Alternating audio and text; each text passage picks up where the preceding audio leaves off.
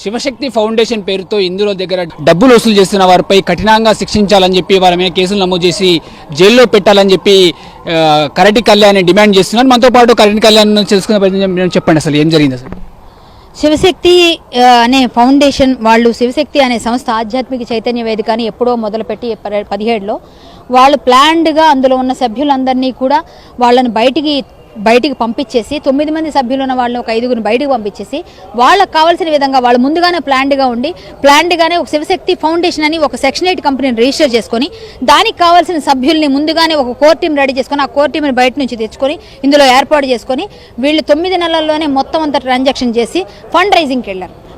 First time fund raising చేశారు, ₹1 తీసుకున్నారు. ఆ ₹1 తీసుకున్నప్పుడు ఆఫీస్ ఓపెన్ చేసామన్నారు. మేము వెళ్ళాం.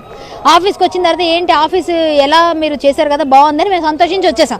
సెకండ్ టైం వితిన్ మంత్స్లో మళ్ళీ అడిగారు, ఇదేంటి మొన్నగా చేశారంటే జాతీయ స్థాయి అన్నారు. ఇదేదో తేడా ఉంది, మొన్న చేసి మళ్ళీ ఇప్పుడు ఏంటి ఇంత చిన్న ఆఫీస్ సరిపోద్ది ఒక వీడియో తీయాలంటే ఎవరినన్నా ధర్మరక్షణ అంటే ఏంటిదని మేము లోతుగా వెళ్తే టోటల్ విషయాలన్నీ బయటపడాలి. మొత్తం ఫ్రాడ్ చేస్తున్నారు, మొత్తం డబ్బులు తీసుకుంటున్నారు, చాలా ఘోరంగా హేయంగా చేస్తున్నారు. ఎవరైనా ప్రశ్నిస్తే వాళ్ళు భయంకరంగా బూతులు తిడుతున్నారు, భయంకరంగా మాట్లాడుతున్నారు, చాలా నీచంగా పోస్టులు పెడుతున్నారు వాళ్ళపైన అన్నది మాకు తెలిసి మేము అవన్నీ చూసి చాలా గట్టిగా మేము మంచిగా వాళ్ళందరితో మంచిగా చెప్పి చూసాము. తర్వాత మేము ఏంటి ఇదంతా అని అడిగితే మమ్మల్నే ట్రోల్ చేశారు. మాతో పాటుగా కొన్ని 100 మందిని బాధలు పెట్టారు. చాలా మంది వీళ్ళందరూ కూడా బాధితులే.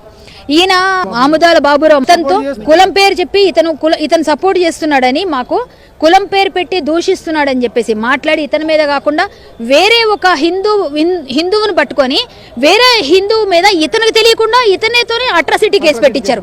వీళ్ళ ఫ్యామిలీని కుంభాల స్వామి వాళ్ళ పాప ఫోటో, చిన్నపిల్ల ఫోటో, పాప ఫోటో, వైఫ్ ఫోటో పెట్టి వాళ్ళని సిడిమి ప్రసాద్ గారని అతను పెట్టి అతని మీద చేశారు.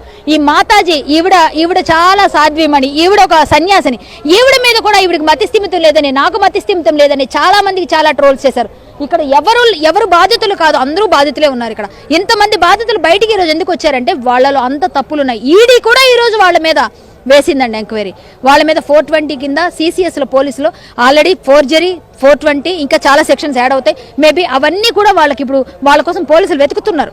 సో శివశక్తి సంస్థలో ఉన్న మెయిన్ సూత్రధారులు ఎవరు, పాత్రధారులు ఎవరు, స్కెచ్ చేసింది ఎవరున్నారు, అసలు మెయిన్గా వాళ్ళ పేర్లు ఏంటి? శివశక్తి ఫౌండేషన్ మెయిన్ అధ్యక్షుడు ఆయన కరుణాకర్ సుగుణ అండి, కళ్యాణ్ కుమార్ చెట్లపల్లి, దేవిరెడ్డి ఆనంద్ కుమార్ రెడ్డి, వీళ్ళు ముగ్గురు మెయిన్.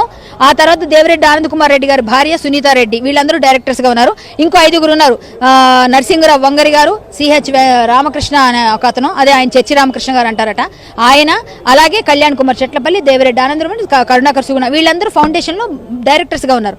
అలాగే సంస్థలో కూడా ఒక 9 మంది సభ్యులతో ఉన్న అంటే ఏమంటారు దాన్ని సొసైటీలోంచి 5గురిని ఫోర్జరీ చేసి తీసేసి వీళ్ళని తీసుకున్నారు.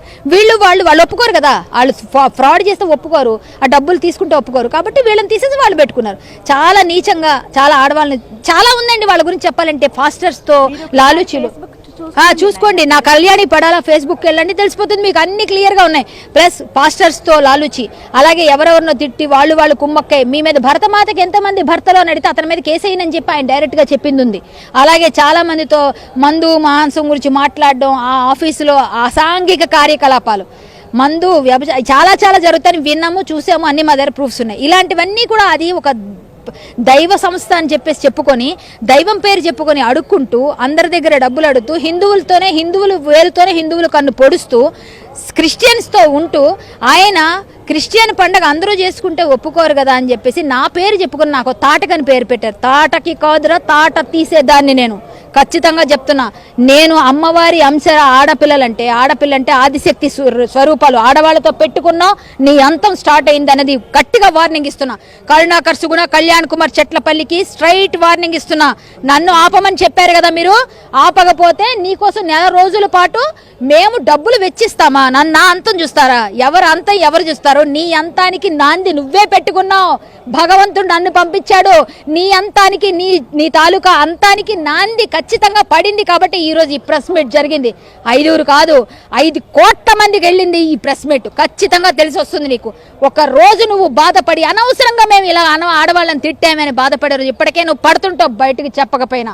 ఇదే ఖబర్దార్ బిడ్డ, ఖచ్చితంగా చెప్తున్నా. యాదవ్ హక్కుల పోరాట సమితి జాతీయ మహిళా అధ్యక్షురాలుగా హెచ్చరిస్తున్నా, ఒక హిందూ యాక్టివిస్ట్ గా హెచ్చరిస్తున్నా, ఒక ఆర్టిస్ట్ గా హెచ్చరిస్తున్నా, ఒక సాటి మహిళగా హెచ్చరిస్తున్నా, నేను రాముని భక్తురాలుగా హెచ్చరిస్తున్నా, అమ్మవారి భక్తురాలుగా హెచ్చరిస్తున్నా.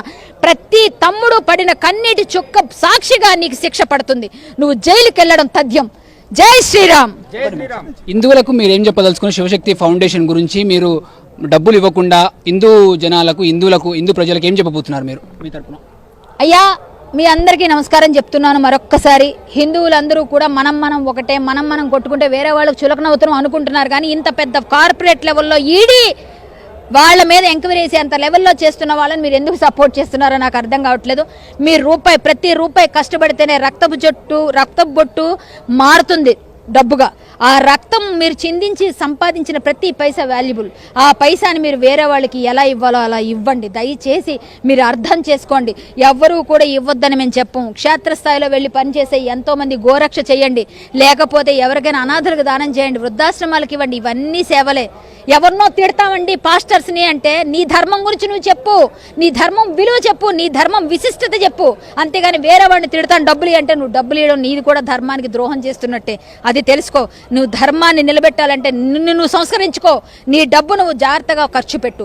అది కూడా ధర్మ రక్షణే. మీరు ఎవరినో తిడతామంటే వాళ్ళని తిట్టడం కోసం మనం ఇస్తే దానిలో పాపంలో మనకు భాగ్యం వస్తుంది. వాడిని తిట్టమనేది పక్కన పెట్టు. మనల్ని మనం తిట్టుకునేటట్టుగా మనం ఇంత మోసాలు చేస్తున్న వాళ్ళని ఎందుకు మీరు సపోర్ట్ చేస్తున్నారు? దయచేసి ఒక్కసారి ఆలోచించండి పెద్దలారా. నేను ఇంత ధైర్యంగా వచ్చాను, మీరే చెప్పారుగా. వాళ్ళలో లొసుగులు ఉంటే లీగల్ కేసులే అని వేసా. ఈరోజు లీగల్గా వేసానుగా, వచ్చాయి, రిజల్ట్ వచ్చింది. ఇప్పుడేం సమాధానం చెప్తారు మీరు? లీగల్గా ఫైట్ చేస్తా, ఖచ్చితంగా పోరాడతా, నా చివరి రక్త బొట్టు వరకు కూడా పోరాడతా. జై శ్రీరామ్. కరెక్ట్ కళ్యాణి పైన జగద్గిరిగుట్ట పిఎస్లో కేసు నమోదైంది. సింగరేణి కాని బాలికపై ట్రోల్ చేసిందని ఒక ప్రచారం నడుస్తుంది. అది ఎంతవరకు నిజమంటారు? ఏం చెప్పదలుచుకున్నారు మీరు? అయ్యా, నేను కోర్టుకు వ్యతిరేకిని కాను. అది కోర్టు నుంచి వచ్చిన ఆర్డరు. కోర్టు నుంచి ఆర్డర్ వచ్చింది.